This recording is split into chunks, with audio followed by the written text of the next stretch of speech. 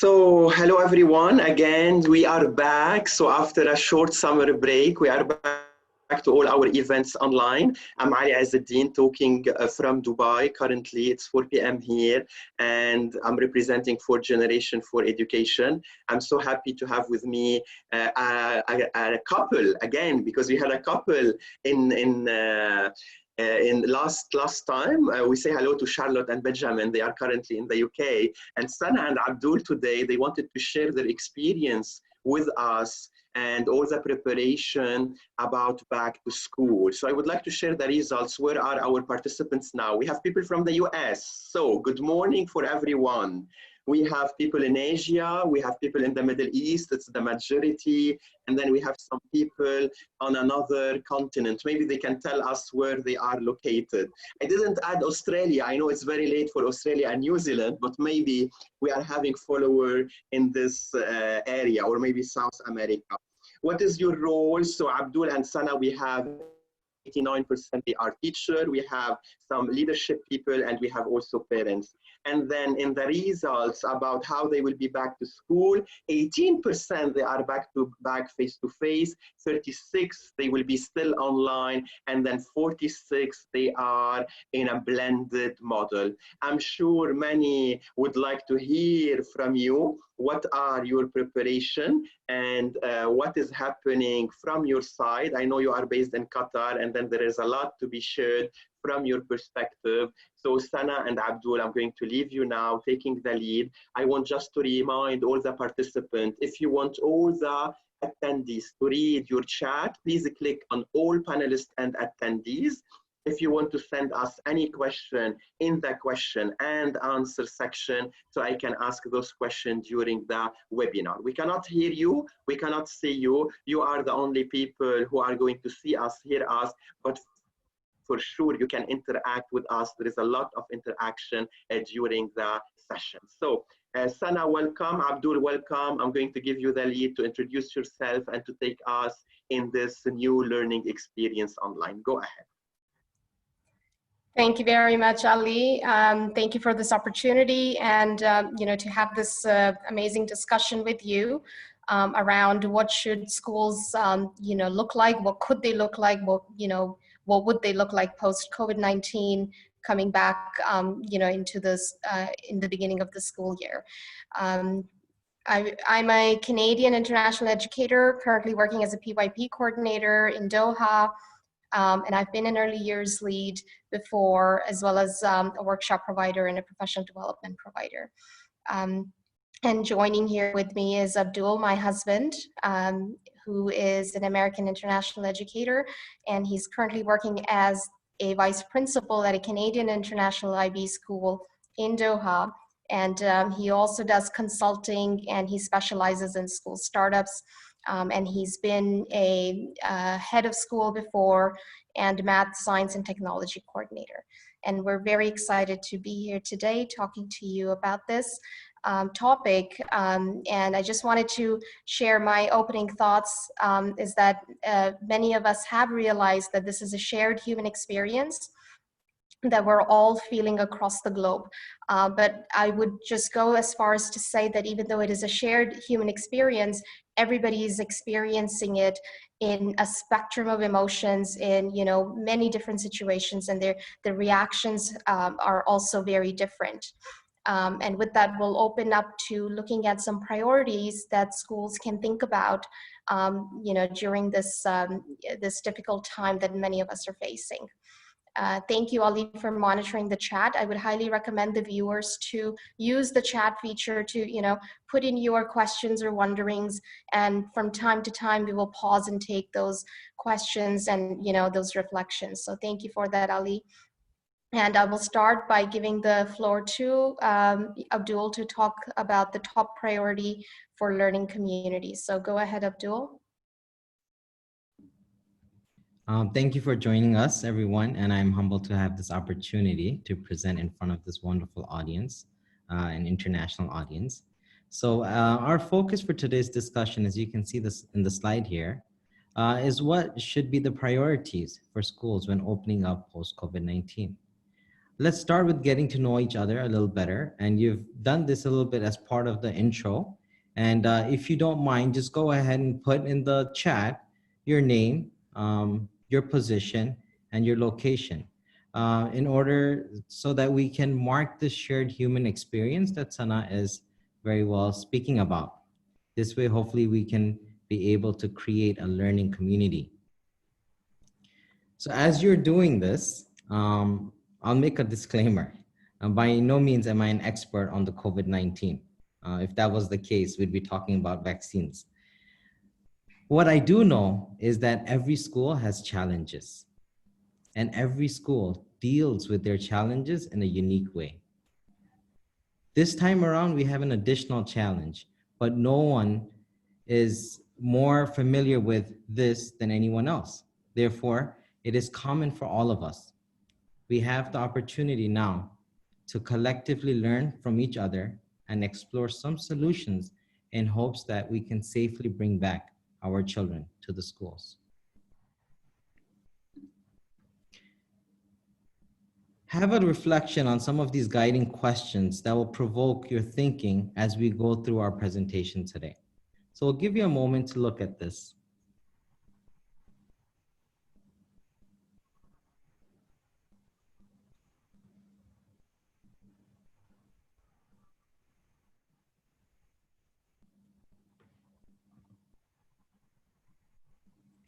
So establishing a safe and caring environment is always important for any school at any time, but even more so now in these challenging times that we are experiencing. We as school leaders and teachers must earn this trust from our parents and children by providing clear direction on protocols and procedures that will bring a sense of ease to our communities. See, when this pandemic started, we were all afraid to step out of our homes. The more knowledgeable we became on how the virus transmits and the safety measures around it, we became more comfortable to step outside our homes with proper precautions. We need now more than ever to communicate clear, consistent, and timely messages to our communities so they are fully aware of the precautions taken by the school and expectations set for the families. In a child's mind, safety outside of their homes has been compromised. By making safety a priority, we can enable our children to be more confident. Let's interact a little bit in the chat once again. So we'd like for you to think from the perspective of a teacher. Put on your teacher hat. How do you expect your parents to support you? How do you expect your school leadership team to support you?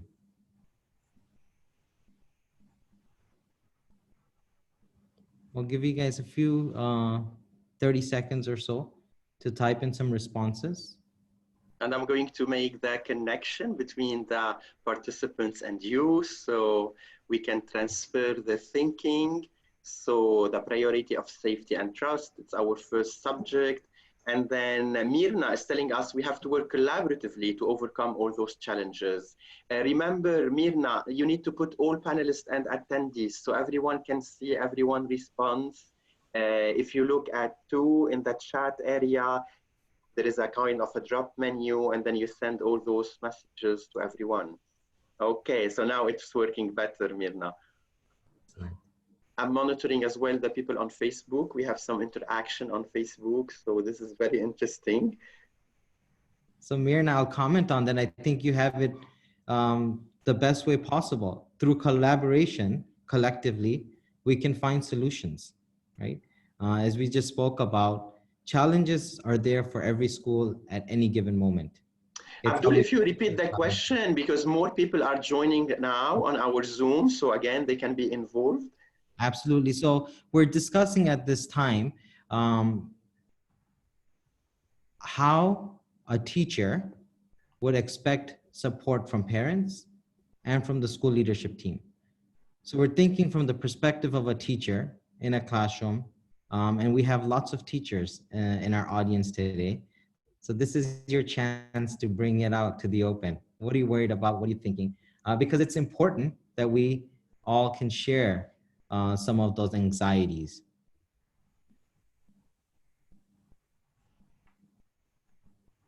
So I'm getting again discussion. Parents should send children with proper guidance from Rizwan. Hello, Rizwan. Rizwan is in Bangladesh and he's always supporting and attending our session. Siham, okay, so now it's becoming very fast. I'm worried about the support from home because we need really to train the parents. We need to have open communication. As teacher, we expect support from parents by having honest conversation. Parents should understand and collaborate with us. They must take it seriously. So they need proper guidance. And then I'm going to take the final message now. By educating both parents and students on safety, and again, the chat is very fast. Leaders should arrange sessions to educate everyone. Open communication, hello Raja. Mutual confidence from Hala. And then even on the Facebook, I'm getting some messages and some feedback. So we can continue to the different perspective, Abdul. So excellent. Thank you very much, Ali, for speeding through that. But it shows I think the floor that was required for our teachers to be able to express themselves. And so we just took on a perspective of a teacher and their expectations for parents. So let's swap that hat, put on your parent hat, okay? And what do you expect from the school? And if you have a school-going child, think about some of the expectations you will have from the school and specifically from your teachers. So let's put the parent hat and see what are the expectations from the parents' perspective. So parents, they need to create a kind of an engaging environment at home, maybe, if I understand well from Mirna. They need to monitor their kids, also motivate them. So if we are still in an online model, how can my children rely less on me and more on the teacher if we are at home? Yes, a very interesting question, Mark. A spider web discussion, rigid rules on social distancing, hygiene, safety. We have work and our children don't have all the technology skills. So yes, Siham, I totally understand. Raja, keep parents and children safe, positive relationships. Parents are learners in this process. So we are both learning and we are both frustrated. We are both confused. Rizwan is saying that parents should be part of also the teaching and the learning process. Good. Excellent, very good. And so finally, and I would argue the most important hat that we need to put on is now let's take on the perspective of a child. What's So going the through your child, mind? yes, he's in the center. And let's see if our perspective from the child. I'm seeing on Facebook safety measurement, keeping them engaged in front of the screen, how we can support at home, technology and electronics while parents are at home, so how they are going to use it. The student or the student perspective is, I can't understand all of this, what is happening? I need to develop my autonomy. How can I interact socially and emotionally, even via a screen? Giving them voice ownership, how learning is still fun and enjoyable from Facebook, also the security, the safety from a student perspective. Hello everyone on Facebook, so hello for Karima, Minna. Okay, again, from a student perspective, Amal is saying, we faced a lot of this is boring, I want to meet my friend, I want to play in the playground. So children can be part of the leadership and then they can educate each other. When I will be back to school. Again, hello Karim from Doha. He's also with us live. Voila, those are the three perspectives. Excellent. And I think just one of the comments there that caught my attention about the children feeling bored. They want to be engaged. So many a times you want that drive for children to want to be in school. I think that's given to us. It's how we channel that at this point and do it in a safe and caring manner. I'm going to take one more from Bassam. He's watching us on Facebook, and he said the teacher and the parent should do their best to make it happen for the child. Hello, Bassem. Bassem is in Saudi Arabia. Excellent. Very good. And so, yes, as we've kind of discussed here, the need to collaborate, right? And to get information out, direction out. So it is extremely important to communicate with our parents early and with a clear and consistent message. However, it cannot be at the expense of sharing protocols and procedures that may contradict those set by the Ministry of Health or the Ministry of Education. So it is very much by design that we will not get into the specifics of the precautions. Rather, our recommendation is that every school does their own research to ensure they are in compliance with their local and national mandates. And so when they do share something out, it is never a message that we have to retract from the school point of view. We can, however, share some strategies that can be used to reduce congestion, which will ultimately reduce the chance of transmitting the virus. So some of the things that come to mind that you have to be creative as you're looking at some of the spaces in your school is using the outdoor space as much as possible. Now, I was out in a 48-degree heat this afternoon to get some lunch, but I walked around the school to identify some spaces that are shaded and they're manageable. So you have to make an effort to use some of these spaces to ensure safety. Making use of larger rooms in your school, like the gym, to maintain adequate spacing between children and to still encourage movement, right? And then drawing out traffic patterns to reduce congestion during arrival and dismissal. And I'm not only talking about vehicle traffic, because they're probably safer inside their own vehicles than they are when they're outside of their vehicles, but the movement inside the schools and in the hallways. Consider one-way hallways if that supports the layout of your school. Maybe it's only at different times of the day when they may be exiting or coming in where they become one-way. So being creative and talking with your leadership team, being part of the conversation, because it's going to take all of us to ensure the safety of our children. One of the other things that you may want to consider is a staggered start, which will drastically reduce the interaction between groups. And if you do go down that route, and in our conversation with some of our parents, you want to think about doing this grouped by families rather than grouped by grade levels, because if you do grade levels, you may end up having children waiting around and it defeats the purpose. So have a thought about that and then explore the option of blended learning. Abdul, I would love to hear in the chat what are the plans about timetable, because I think timetable, they are very rigid. Like since the opening of the school in the 16th century, we are from 8 a.m. till 2 p.m. or 3 p.m. So are there new creative ideas coming? And I suggested with one of the school that I'm working with an afternoon session. So between 4 p.m. and 5 p.m. for all those families who are working in the morning and then they cannot monitor what is happening online. So this can be a very interesting idea and an opportunity to look at the timetable from a different perspective. Do you agree on that? I mean, I'm in full compliance with what you're saying, to the point that we actually brought this comment up with our Ministry of Education. So they gave us some flexibility in the non-mandatory grade levels like pre-K and kinder, for which we're trying to get the feedback from parents after sending out some surveys.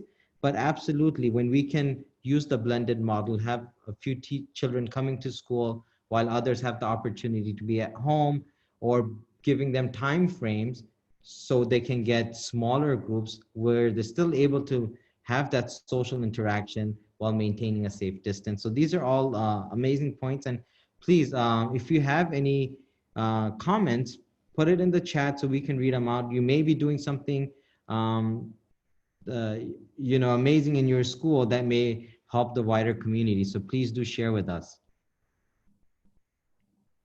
And so one of the things that I just mentioned, and I just want to highlight, is involving your parents. See, when we went to the practice in our last slide, taking on the perspective of a parent or taking on the perspective of a child or a teacher, you find that the families need to be part of this decision-making on how we're going to set the protocols and procedures. the coming year. So we, at our school, we prepared a series of surveys with the intent to send it out to parents. Though we have a draft protocol and procedure policy ready, we need to make sure that we have the input of our families so that we are serving our community.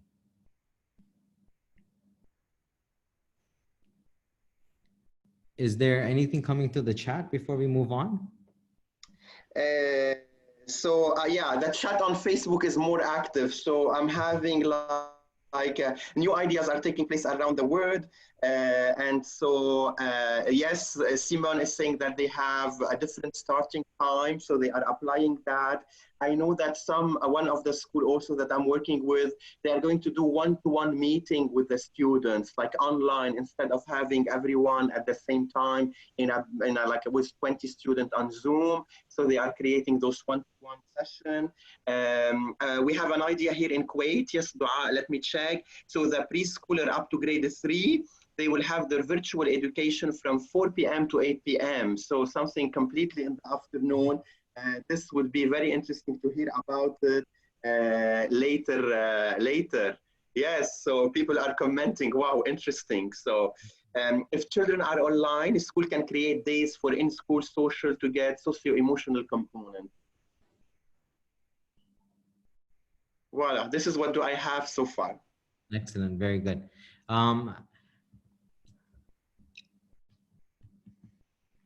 So again, giving parents choice is important, and sending out some surveys to find out what those options are. And when you talk about that comment, Ali, about having e-learning from 4 p.m. onwards, I mean, that's a light bulb for me, because earlier we had a parent comment, or from the parent perspective, are we going to have support because our children are dependent based on their technology when we're doing e-learning? So these are great things to think about, giving that choice, getting families involved. And, I would just probably finish here prior to giving the floor to Sana, is to get involved with your leadership team, ensure that things are happening ahead of time so that you can secure the safety things that will be required, whether it be thermal cameras that you want to set up, whether you're going to have face shields or not. Again, a lot of this will depend on your local and national mandates that will be coming through the government, but also you want to be one step ahead, because as you can imagine, if every child that has been, for the most part at home for the last 6 months now requires face shields or face masks, you may find yourself in a bit of a trouble there. So just be ahead of the curve, and hopefully you'll be ready for a successful start. So with that, I'm going to pass it on to Sana, who will further. And then I have to comment, Sana, before you go ahead. Umayma is saying long time in front of the screen, it's not good, so it needs to be managed. And I have Iman from Egypt. You can see, we have all the Arab world attending today.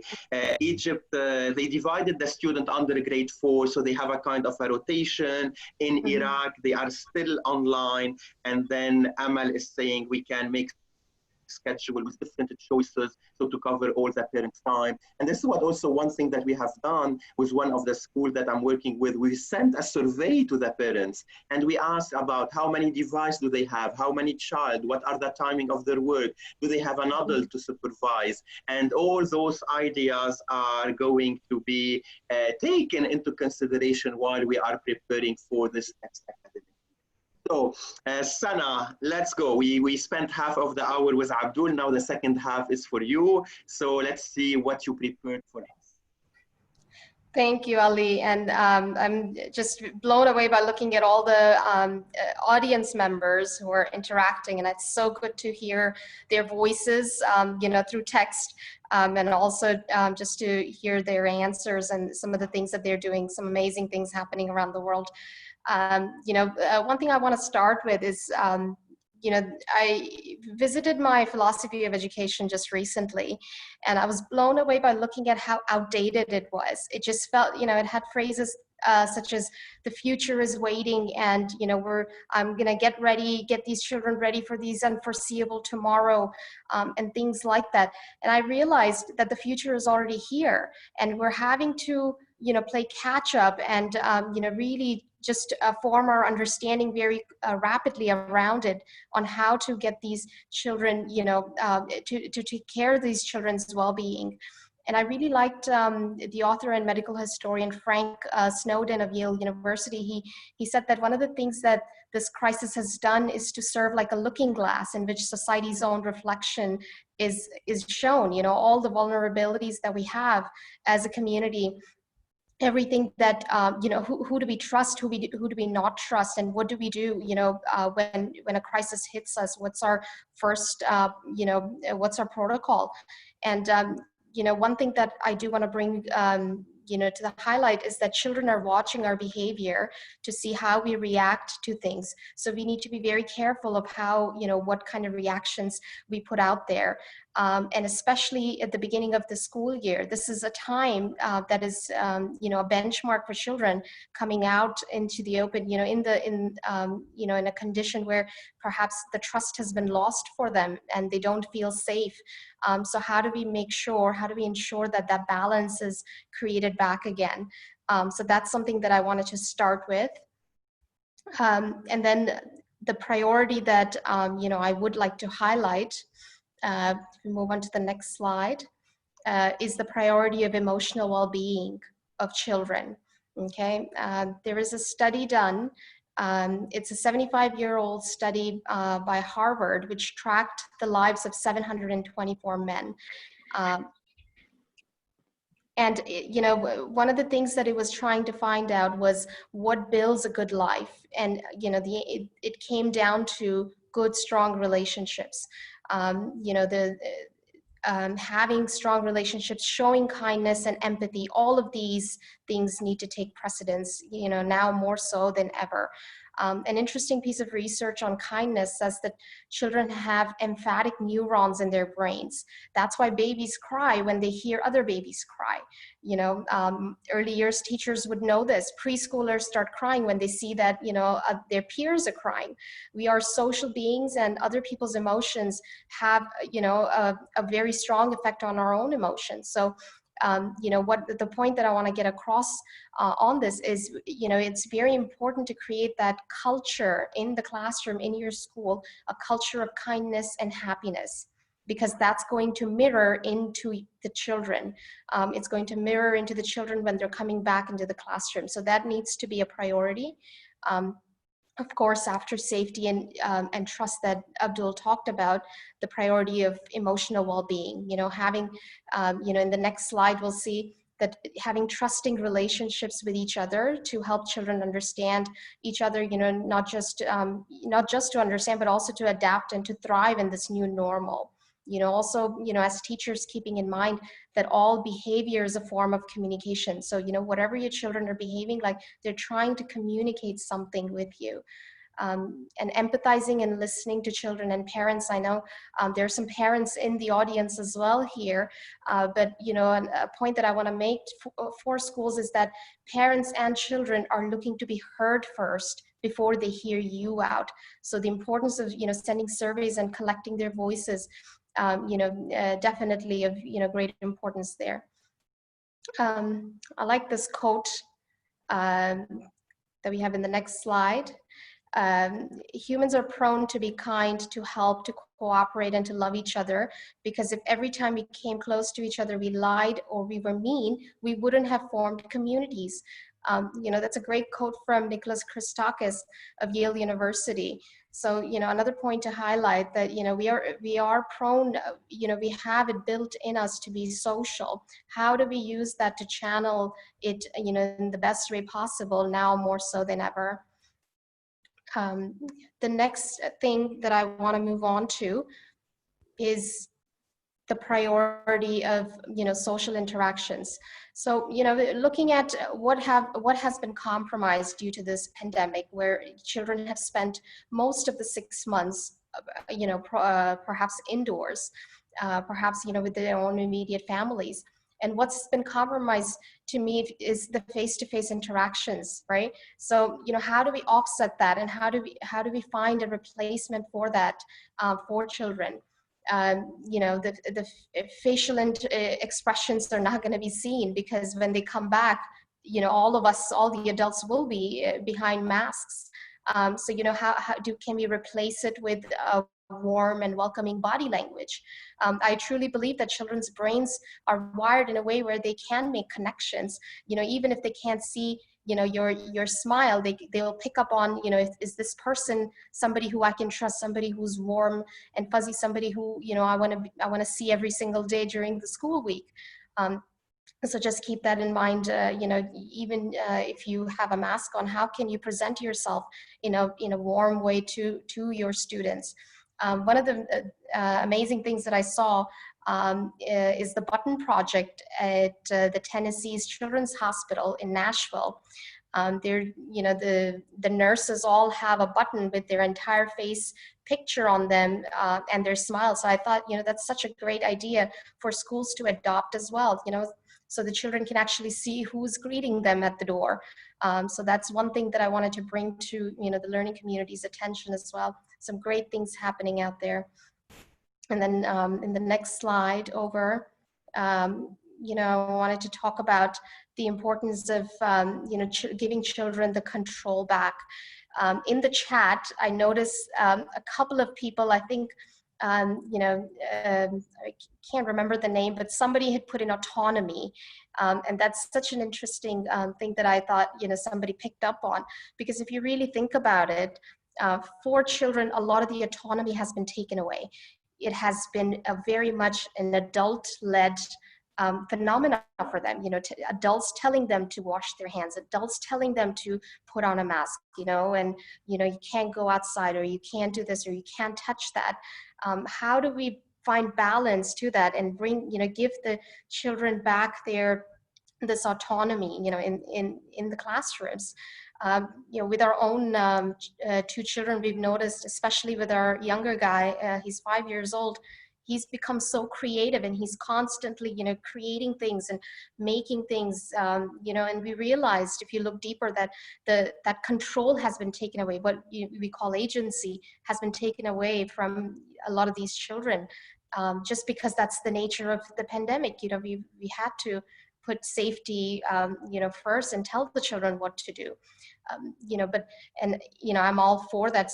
Like Abdul said, safety needs to be the top priority. But when the children do come back into the classrooms, can you create like a mini studio for them where they have the autonomy that they can play and they can create things on their own, at their own pace, something that's not shared, because I know there are regulations around shared materials, but something that is individually wrapped, individually stationed, where they know that this is their bin and they can create things through this. So, something that I've been thinking about is just giving that autonomy back to children. And I'm so glad that somebody mentioned that in the audience as well. But yeah, that's again, I'll just kind of finish on this priority about deep listening. Children want to be heard because their voices have been quieted for a long time. So, listening just for the sake of listening, not to answer, not to provide solutions, not to judge, but just to listen. So, keep that in mind as well. Are there any questions or wonderings, Ali, before I move on to the next slide? The people, they like the facial expression idea on Facebook and in the chat here, and they highlighted on the importance of creating connections at the beginning of this academic year, even if we are coming back in an online approach. Yeah, absolutely. And I know a lot of, talk has happened on surveys already, but something that, I as a parent would love for my child's teacher to ask me is, has your child changed, or, have they picked up any new character traits, or have they picked up new skills? I would love to highlight that as a parent to my, teacher of my children. So that's something that, you can remember as teachers as well, to not to miss those important things about children, and finding out deeper, not just what do they like, what color is their favorite, but also what character traits do they like, what do they like creating, what do they like to do in their free time. This is a wonderful exercise, so I'm waiting to see what they are going to mention in the chat or on Facebook. So Sana, would you like to explain the task? For sure. I love this thinking routine, projecting across time. So we're gonna think about imagine that it is 2070. Okay, so 50 years from now, what do you think will really matter about this? So if you were to look back, in time, or, if you were to project across time, what will you remember about going back to school? What do you think your community, your students will remember 50 years from now, from, about the beginning of the school year post-COVID-19 lockdowns? So I want you to think. Let me remind everyone, and Shakira, who's used to our webinar, please choose all panelists and attendees so everyone can read your chat and can read your reflection. So waiting for those discussion to come. Yeah, and this will give you an idea of what are some things that are worth holding on to and some things that are not. So if you think this is what you're going to remember in the next 50 years about the beginning of the school year, then you know what, that is something that's significant for you. Okay, the people on Facebook are still discussing all the bottom and the facial thing that you talked about, and then maybe while we are waiting for the other, you can remind them about that because some people missed it. Yeah, so if we were to go back to that slide of the button project, I just thought it was such a creative way to show children that, yes, you can see your smiles behind your masks, but this is a picture of me, and that could be on the side of the shirt, in the form of a button, or a picture that's that you paste on yourself, or behind outside your door. At least there's some face-to-face interaction that children are having after the 6 months of lockdowns. Okay, good.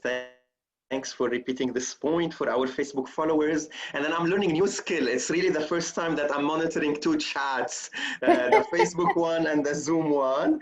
And we're waiting for your ideas and reflection about what will happen from now and what are the takeaways. So yeah, it started and they are writing big sentences. I would think of the start of this year as the new age of teaching, and how technology and social media become very crucial and part of our communication, feeling the care of others, especially teachers, students, and schools, as well as parents, to remember life skills that we've learned, and those are very important in our daily life. Raja is saying that the flexibility and this growth mindset that we need in a crisis time. They will speak about awareness and the success, about action taken. On Facebook, they are still quiet, but I'm sure their feedbacks will come. Right. Okay, so Amal is asking about our Facebook page. I'm sure I'm going to share it now. Classroom, Amna, remember, Classroom, you need to send all panelists and attendees so everyone can read all those reflections. She's saying that Classroom as a physical environment will be less important. And we always need plan B from Raja. Home teaching will be taking priority. So those are the ideas coming. People are still commenting on the bottom or the t-shirt IDs, so they love the idea. This is from Amani on Facebook. Learning can happen everywhere. Technology, we need to develop them. And then people started asking questions. So Siham is saying maybe after 50 years, students will choose if they would like to learn online or face-to-face, and then they will have this opportunity. Yeah, those are some amazing ideas. Shakira is commenting on how we developed our creativity and how we are solving those challenges that we are facing. Yeah. A cherished friendship. Yes, this is also a very important. Yeah. Good. So this is what do I have from what I was able to catch in this like interactive discussion. And again, I'm noticing that our attendees are writing paragraphs, not just short sentences. And let me finish it with this point: thinking outside the box. Yeah. Yeah, I really liked, somebody had mentioned that classroom is not, within the walls of the four walls of a building. And, it's so amazing that because we've always known this. It's just very interesting that now that, it's been highlighted more so than ever, we've always known that learning happens everywhere. we've always known the importance of, home learning and, the parents' participation in their child's learning. And all of these things have just become, they've just come to the forefront, really, and they've been magnified. So yeah, absolutely. I think, to me, the biggest takeaway would be, or, 50 years down the road, what I'm going to remember is that learning was, classroom didn't just signify learning. Learning has to happen everywhere, and it does happen everywhere. Children would have, moved on and learned so many things, even during the pandemic. And, I'm actually curious to know if you have any nice, ways of assessing what they have gained, not lost, because I know a lot of schools are thinking, oh my God, there's an achievement gap, and we didn't do this and we didn't do the standard, and all of this learning has been lost. I think if you change the focus from what's lost to what's gained, I think it'd be very, very interesting what you'll find that children have actually gained. Okay, so if we move on to the next slide here. Yeah, so, I just wanted to kind of also mention, about play. So prioritizing play. And again, this is something that we've always known, but it again becomes a highlight for us when children do come back, making play a priority. It is a huge de-stressor, we know that, but I think the biggest challenge that schools will have is, becoming creative with how they play, the non-contact play. Could it be Pictionary? Could it be, finish a sentence game? Or could it be like a verbal game of Scrabble or Hangman? Could it be, children passing a wave around, doing a fact or fiction, activity about themselves to introduce themselves? Could it be hopscotch for movement? Could it be races that they have? So there's lots of, opportunities here. But these are things that teachers will have to plan for. Play wouldn't just happen, so you would have to plan and provide those opportunities for children to play. So those are some things that I wanted to really highlight.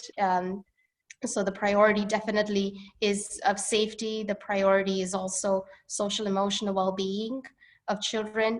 Make your first things that you do in the welcome period, the first 3 to 4 weeks, about social emotional well-being, about relationships, about connecting with the children, about finding out and inquiring into, what has been gained in their lives, what skills have they learned. We're learning, even me, like Ali mentioned, he's monitoring two chats, but those are skills that we're picking up constantly, especially around technology. And that's huge learning that's happened for a lot of us. So, what are some of those things that children have gained? And, I'd be curious to know if you have, some creative ways of finding out, and doing those assessments with your children. So while the attendees are typing and telling us what they have gained, I would like to discuss, Sana and Abdul, this question.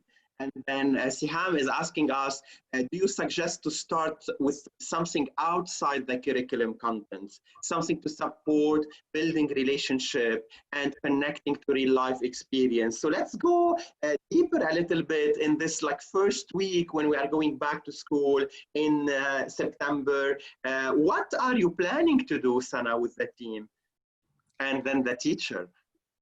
That's a great question. You would have to really look at your curriculum to see if you do, a lot of schools do have social emotional curriculums. If you do follow that, I would say dig deeper into it and look at, self-management, look at, emotional well-being, look at how do we, cope with stress and all of those things. Looking at if you have that curriculum already in place, then absolutely dig deeper and, plan conceptually, look at some of the concepts that it's teaching, and then, put a unit together. And that's something that I, in my own school, we worked on this before we actually left, before, we broke for the summer. So that's something that we created a skeleton of that, I'm revisiting now and putting the flesh, on the bones now. looking at our new realities. But, I would say look at your curriculum if you already have those guidance in place. And then for PYP schools, that's your social skills, your communication skills. Go back to your approaches to learning, go back to your ATLs and really flesh those out and bring that to the forefront. If they've been spread out somewhere else in the, year, bring them to the beginning of the year and make those the highlight, because those are going to take you further. So it's, definitely worth investing the time in now in the beginning of the year. I've put in the chat a previous webinar that I have done, if you remember or if you attended it, what to teach during a crisis. And during this webinar, Siham, I mentioned the whole idea about starting the academic year with a brand new unit. And this unit will be about community, about making connection, about taking action, how we reacted to the pandemic. And I'm sure if you watch the webinar, you are going to see that even if I'm doing this completely brand new unit, I can still hit the content of my curriculum, my learning outcomes, and my scope and sequence that I'm obliged to do regardless of the curriculum that I'm doing. So there is an article or a kind of a blog article, and then there is a video. I highly recommend this. And then the same video is available in Arabic for our Arabic speaker to see it on the YouTube channel of Fourth Generation. More questions are coming, and I think it's the time for the question and answer, right? Before we wrap absolutely. the next 10 minutes. Let me ask this for Sana. Sana, do you recommend any social emotional curriculum for the early years? For the early years, I know the PYP gives guidance on a lot of the social emotional and the well-being aspects. There's a lot of literature on play. What we use in our school is Second Step. That's our social emotional curriculum from kindergarten and up. But I know there is Second Step for early years as well. So, for schools, if you're interested, you can look into that. But definitely, I have a website that I will be posting more links and more resources on. So if you do, log on to there, you'll be able to see some things that I'll put on for the beginning of the school year. There's a ton out there, but really, I think you have to be selective. You have to know your students. You have to know your, student population, and, look at what will work for you. Bring it. Like I said, any sort of curriculum, you have to make it your own. You can't sort of take it and plug it into your context. You really have to look at your student population and see what will work for you. But I'll put some resources on my website, and you can, take whatever you think would be plausible for your school. I would like to comment also on this for Raja. I'm doing a study group with one of the teachers at one of the school also that I'm working with, and we are going to look at one of the book of Daniel Siegel. He's talking about the whole brain of the child and this whole concept of positive discipline, and then how to build all those relationships. And before, let's say, giving a punishment or shouting on the child, even if we are parent or even if we are teacher, we need to know what is happening. And he explained all this from the brain perspective and the neuroscience. So this can be also a good starting point for this academic year to know more about, again, how the kids, they live all this kind of, I would say, a trauma, and how to deal with it. Another question from Liz, and maybe Abdul can answer this question. This is asking about the number of the students inside the classroom. So what are those safety measurements that you are taking, Abdul? How are you dividing the class? What are the plans? Okay, excellent. So, we're obviously taking after the recommendations of our local government and the Ministry of Education, and being in touch with what the Ministry of Health requires. So we are looking currently at 2 meters. And if you think about 2 meters, it's a lot because it's 2 meters in front of you, beside you, and behind you. And we have exceptionally large classrooms of 70 meters, but that means you'd only be able to get in about 8 children in our classroom. So going back to some of the policies, there are some verbiage there that you can go up 1.2 meters if there's a mask. So, you really have to go with what the government is asking you your options in your classrooms.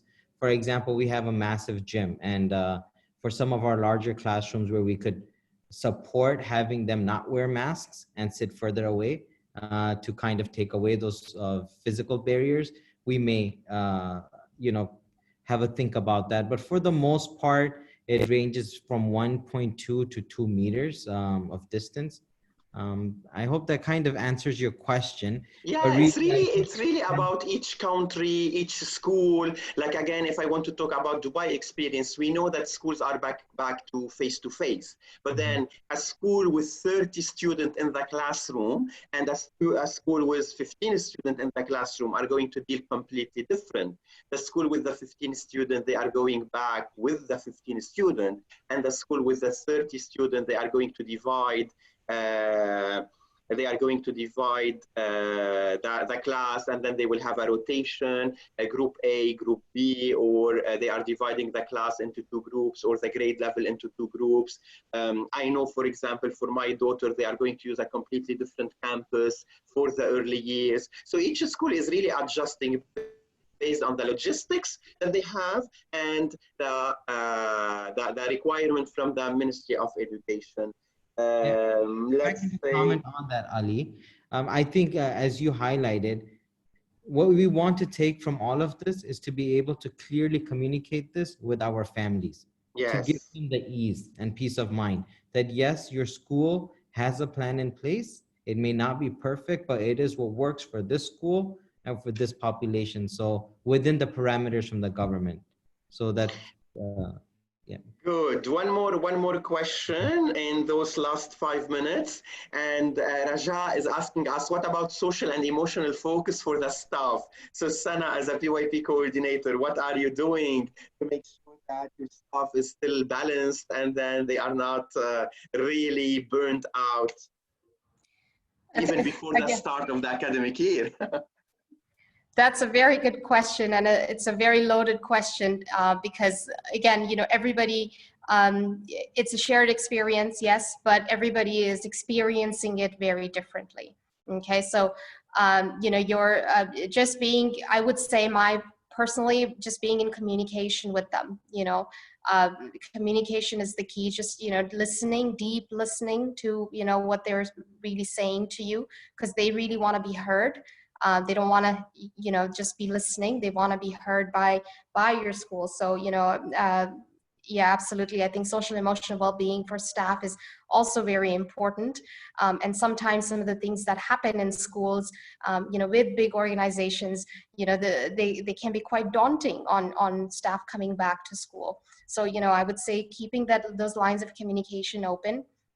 And not being shy of being vulnerable in front of your staff and saying, what, this is what's happened. These are the decisions that we have to make.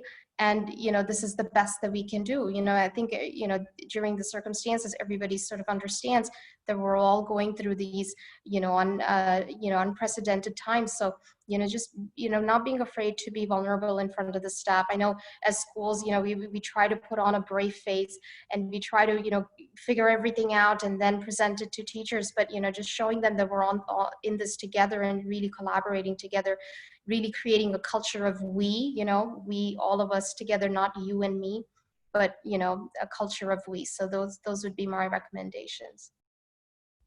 We have, before we wrap it up, by sharing all your connections and emails and websites, I have a nice idea from Dua in Kuwait. She said from time to time, the leadership team was sending to the teacher gift vouchers to just, again, to raise the morale and to keep them engaged. All depends also on the school budget, but those are, again, I know, like in my wife's school, they send like chocolate boxes to the teacher before the end of the year. If you still remember, we had Ramadan, so they got some date boxes. So there is plenty of ideas. And so I hope we shared some nice new ideas today. I would like to thank again Sana and Abdul. The session will be available tomorrow on YouTube. Everyone will get a link to to do the evaluation, to fill a kind of a quick form, send us what are your needs. We are still going to continue with those webinars 3 days a week, 3 days. On Monday, it will be our English day. On Wednesday, it will be our French day. And on Friday, it will be our Arabic day. So the 3 languages that we usually use for our training will continue with us. We started on Saturday a new idea called a full day, and so we will have another full day very soon, especially for the early years. So for Generation 4 Education, you can find us on YouTube, on Twitter, on Instagram, on LinkedIn, on Facebook. Spread the word, especially if you enjoyed this session in the afternoon. Again, thanks Sana, thanks Abdul. I want to hear from you a final word, and let me check if we have any final comments. So we are done. Sana, a final word from your side. Thank you very much for signing on. I really appreciate it. It is a very busy time as schools are starting to get back into, the swing of things. And I appreciate you taking the time and, coming to listen. So thank you very much. And thank you, Ali. Welcome, Abdul. And I'll mirror that. We really do appreciate you being here and contributing. And it was a great learning experience. So thank you, Ali, for inviting us. And it was a humbling experience. Thank you very much. Okay, good. So thank you, everyone. I'm going to stop all those live things happening and see you hopefully Wednesday if you are a French speaker, or Friday if you are Arabic speaker, and then maybe next month for our English session. Thank you and bye-bye.